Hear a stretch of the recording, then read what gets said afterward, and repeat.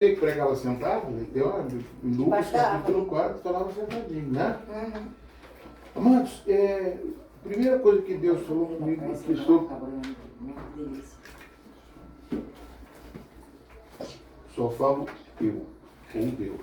O que é da calor, mas glória a Deus. O povo de Deus antigamente... Presta atenção. O povo de Deus pregava em catacumba, era um calor do deserto. Eu aqui para mim, acho que tem um sopro aqui de um anjo que está soprando aqui. Graças a Deus. Então, amados, olha só, o João, quero falar de João um pouquinho. Quem foi esse João que escreveu essa carta? Foi aquele apóstolo, né, que andava com Jesus, que ficava alisando Jesus, que era carinhoso, que era o apóstolo do amor, chamado apóstolo do amor, né? E esse João, amados, ele também, não somente isso, escreveu 3 epístolas, 3 cartas, essas 3 últimas cartas, mas escreveu também, Deus honrou ele. Eu acho isso é uma coisa que Deus falou comigo assim hoje, quando estava vindo para cá. Deus, olha, eu honrei a João para dar a ele o que Jesus escreveu depois de sua morte. O livro de Apocalipse. Mas sabe lá o que é isso?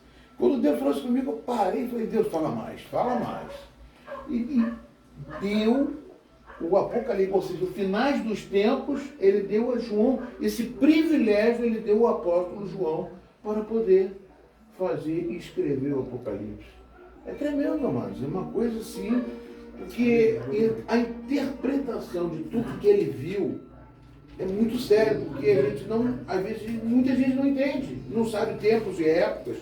Mas ali está escrito coisas, parece que tem coisas que você vê assim, um animal pegando fogo, às vezes podia ser um avião que numa guerra, na Segunda Guerra, Terceira Guerra, entendeu? São coisas ali, e ele deu essa responsabilidade ao apóstolo João. Amém? Amém. E aqui, amados, nós temos uma carta de João, que é esse apóstolo do amor.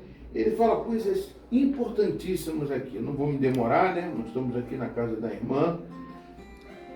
O primeiro que ele falou aqui foi no versículo 18. Sabemos que todo aquele que é nascido de Deus, eu gosto dessa versão, não vive, não é que não peca. Pecar todo mundo peca. Quem diz que não pecou, 1 João capítulo 7, o próprio João diz que quem diz que não peca já é mentiroso. Né? Então ele não vive na prática do pecado. É pecar hoje, eu vou pecar amanhã, vou pecar depois, não. O pecado para o crente, o Filho de Deus, é um acidente. Nós não podemos viver em pecado. Pastor, mas o mundo está tão maligno, o mundo está tão assim, é tanta preocupação, é tanto problema, tanta dificuldade. Meu irmão, a Bíblia diz, sem santificação, ninguém verá o Senhor. O que é santificação? A palavra diz, ação de santificar. Santificação. É igual a liquefação, né? É igual a obturação. A ação de obturar. A ação de liquefar, de transformar líquido. Deus te abençoe. Jesus é fiel, Jesus é maravilhoso. E o que Deus faz aqui é simples. É para a gente entender. A santificação significa o quê? Você tem que se separar para Deus. Santo significa separado para Deus. Se eu sou separado para Deus, eu sou santo, eu sou separado para Deus. Nós estudamos isso na escola dominical. Amém ou amém? Amém. Sim ou não? Sim. Amém. Então, amado, aquele que é de Cristo, aquele que é nascido de Deus, ele não vive na prática do pecado. Agora, o que faz você não pecar, não ter a vontade de pecar? Né? Isso é o quê? Dizem que é um anjinho que fica aqui, o anjinho do bem, anjinho do mal. Não, a Bíblia não diz isso.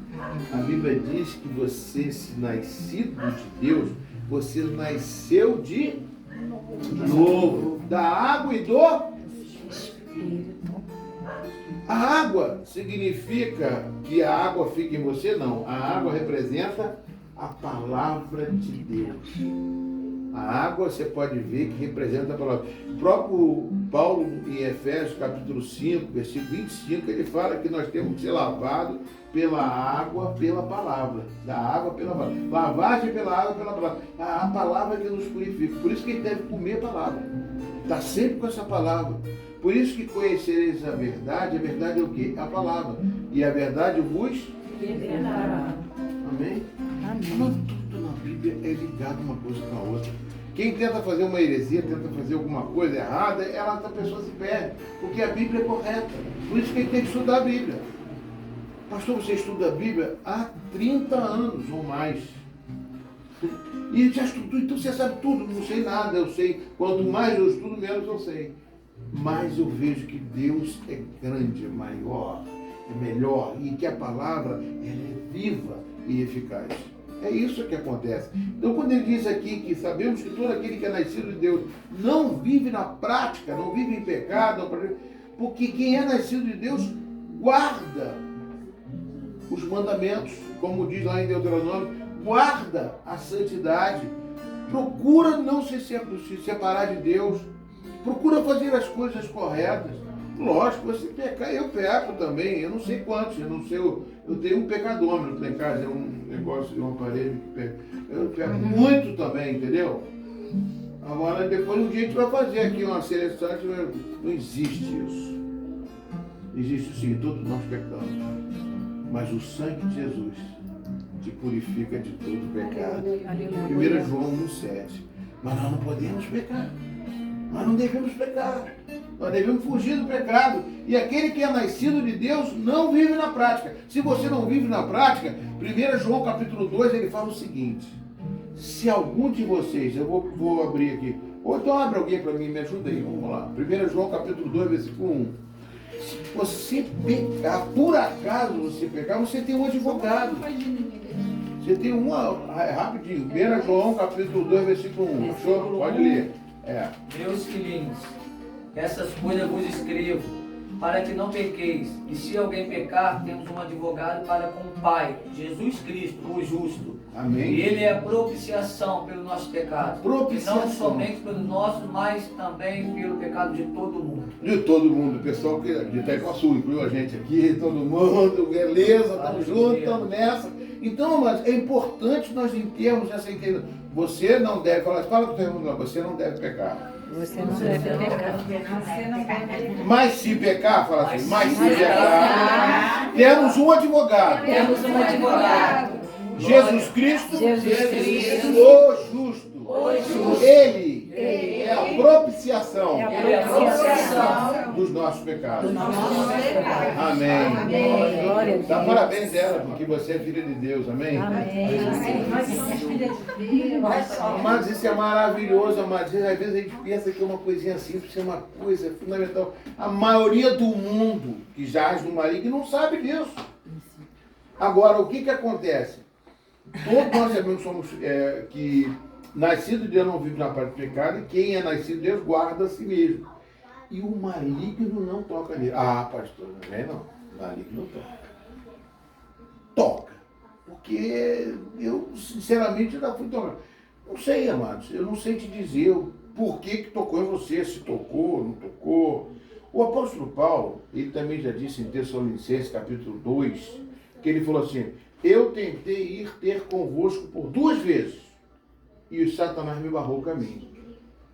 Ou seja, o diabo também tem poder de barrar. O diabo, ele vive ao derredor, ele não vive ao redor. Aí 1 João, 1 Pedro, capítulo 5, versículo 8. Ao derredor. Então ele pode te assustar. Se você estiver fazendo coisa errada, ele pode dar um toquinho em você sim. Agora Deus permitiu que o Satanás tocasse em Jó. Né? Tocou em Jó, fez uma arruaça em Jó. Mas Jó compreendeu que aquele toque que ele recebeu ali, ele disse no final, falou assim, muitos conselhos encobrem o entendimento. Ou seja, com muitos conselhos eu acabo ficando sem entendimento. Antigamente, eu só conhecia o Senhor de ouvir. Agora meus olhos te veem. E os meus filhos, eu não perdi os meus filhos. Meus filhos não morreram. Meus filhos voltaram para o Pai. Ele teve um outro entendimento. A pessoa sabe, quando Deus permite, quando acontece alguma coisa, não é para o seu mal, é para abrir os seus olhos, para você entender que Deus existe. O diabo está aqui. E nós temos que tomar cuidado, vigiar e orar. O maligno não lhe toca. Ele não lhe toca só se Deus permitir, por acaso, mas é para edificar a sua vida. É para você crescer espiritualmente. E outra coisa, amados, que eu digo, esse tocar do diabo tem uma referência lá no princípio. Porque Deus, quando criou o homem foi, comeu da árvore do centro do jardim e pecou contra Deus, desobedeceu. E aí foi a serpente, obedeceu a voz da serpente. Mas quando Deus falou com a serpente, a partir de agora, né, a serpente não terá mais poder sobre você, mas a serpente vai picar o seu calcanhar. Ou seja, ela vai estar sempre querendo tocar em você de alguma forma para despertar em você que você não ande em pecado. Mas ele não toca em você. Ele não toca. Ele não toca. Ele pode pegar perto, fazer alguma coisa, porque a Bíblia está claramente dizendo aqui, ó, aquele que é nascido de Deus guarda a si mesmo e o maligno não pode tocar nele. Porque Deus não deixa você tocar em você. Ele pode criar uma opressão, uma coisa ruim, pode tentar deixar você assustado. E a carne sua, você sucumbir, você ficar depressivo, você ficar triste, você ficar abatido, mas você não vai ser destruído. Aleluia, Deus. Ele pode chegar próximo. Ele toca, não toca. Ele faz com que, rugindo como leão, ele assusta você. E você estando com medo, estando abatido, você precisa ser curado, precisa ser tratado. Porque se você não for tratado, isso aí pode causar uma amargura, uma mágoa, um ressentimento, e isso dentro de você vai te fazer mal. E uma hora você pode estar até blasfemando contra Deus. Mas, se você é nascido de Deus, o maligno não vai te tocar. Amém, queridos? Amém. Só no calcanhar. O calcanhar é um lugar onde você não tem nenhum vaso sanguíneo. Só tem cartilagem. Ou seja, o veneno da serpente não pode fazer com que você venha a morrer. O diabo não tem poder nem de matar você. Só Deus. Amém, queridos? Amém. Só Deus. O diabo vem para matar ou vai destruir. Mas não pode matar. Só Deus. Ah, pastor, mas aquele... Eu vi uma pessoa, um acidente, o cara se jogou, se suicidou. Foi a pessoa que fez, que tomou a posição dela.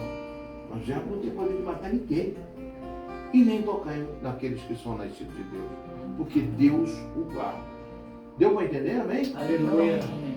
Continuando aqui, amado. O maligno não pode tocar nele. Sabemos que somos de Deus e que o mundo inteiro jaz no maligno. Mas nós estamos aqui, como já pregamos, já estudamos, nós não somos. Eu quero trazer essa visão para nós. Eu não sou daqui. Eu sou um ET. Eu sou um homem, eu sou de fora daqui. Eu sou das regiões celestiais em Cristo Jesus, como nós estudamos em Efésios capítulo 1. Nós recebemos todas as bênçãos espirituais nas regiões celestiais em Cristo Jesus, como está em Efésios capítulo 1, na versículo 3. Nós recebemos todas essas bênçãos, mas lá no céu, a gente tem que entender, mas que nós não somos para receber só bênçãos carnais. As bênçãos carnais estão no Antigo Testamento. Está lá no Antigo Testamento, quando você cria das suas vacas, a entrada e a saída, isso está tudo no Antigo Testamento. Agora, as bênçãos espirituais só estão no Novo Testamento.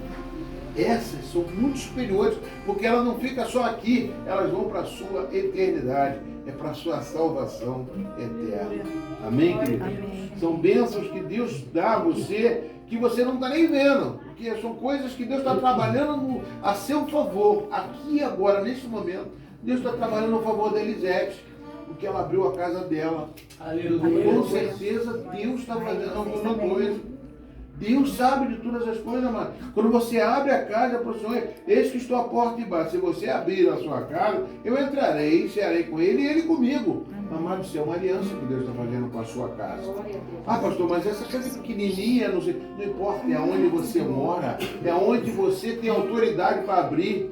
Você teve autoridade para abrir as portas. Amém? Então Deus faz isso na nossa vida, amados. Amém? Continuando